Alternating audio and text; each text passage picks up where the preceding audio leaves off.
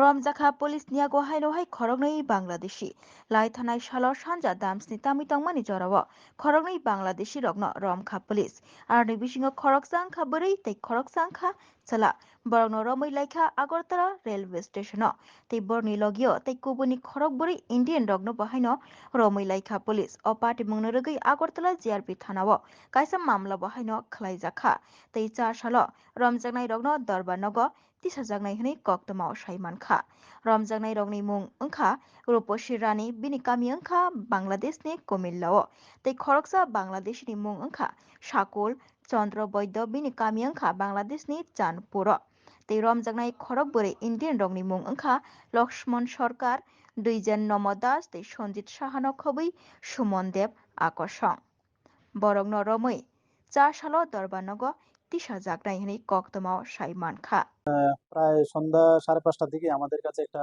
খবর আসে, গোপন সংবাদ, যে আমাদের যে কাঞ্চনজঙ্ঘা এক্সপ্রেস আসছে আগরতলা রেল স্টেশনে, তো ওটার মধ্যে কিছু বাংলাদেশি লোক আছে এবং তারা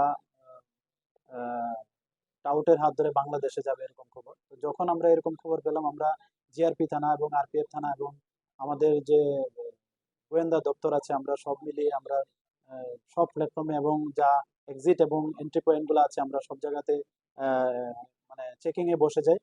তারপর যেইমাত্র কাঞ্চনজঙ্ঘা এক্সপ্রেস ট্রেনটা আসলো, তো আমরা দেখলাম এখানে একজন জেন্টস এবং একজন লেডিস, সঙ্গে আরো 4 জন আছে, মানে টোটাল 6 জন। তারা খুব স্পিডে মেইন গেটের দিকে চাচ্ছিল, মানে এক্সিট হওয়ার জন্য। তো তাদের গতিবিধি দেখে আমাদের সন্দেহ হয়। তারপর আমরা তাদেরকে আটক করি।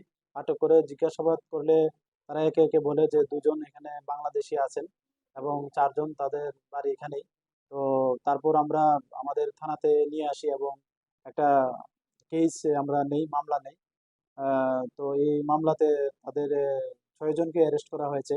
তো তাদের নাম জিজ্ঞেস করলে বলে, যারা বাংলাদেশে যিনি লেডিস আছেন উনি বলছেন উনির নাম শ্রীমতী রূপসী রানী মজুমদার, উনা কুমিল্লা ডিস্ট্রিক্টে বাড়ি। আর যিনি পুরুষ লোক জেন্টস ছিলেন ওনার নাম শাকুল চন্দ্র বৈদ্য, ওনার ওনারও চাঁদপুর ডিস্ট্রিক্ট বাংলাদেশ বাড়ি। ওনার সম্পর্কে বলছে স্বামী স্ত্রী এবং ওনার সঙ্গে তাদের একটা বাচ্চাও আছে।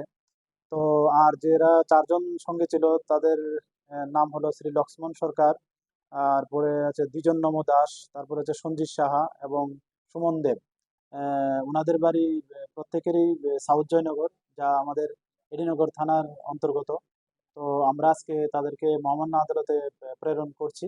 তো আরো আমরা দেখবো যে এটার সঙ্গে আরো কে কে জড়িত আছে, আমরা ওইগুলিকে ফাইন্ড আউট করে আইনের আওতায় আনবো। তাদের কাছ থেকে বেসিক্যালি সবার কাছ থেকে স্মার্ট মোবাইল পাওয়া গেছে, সঙ্গে ইন্ডিয়ান কারেন্সিও পাওয়া গেছে এবং কিছু ডকুমেন্টও পাওয়া গেছে যা বাংলাদেশ। এবং ওই আমরা এগুলিও ভেরিফাই করছি, এগুলি কতটুকু যুক্তিসঙ্গত বা এর পিছনে আরো কি কি থাকতে পারে আমরা দেখছি।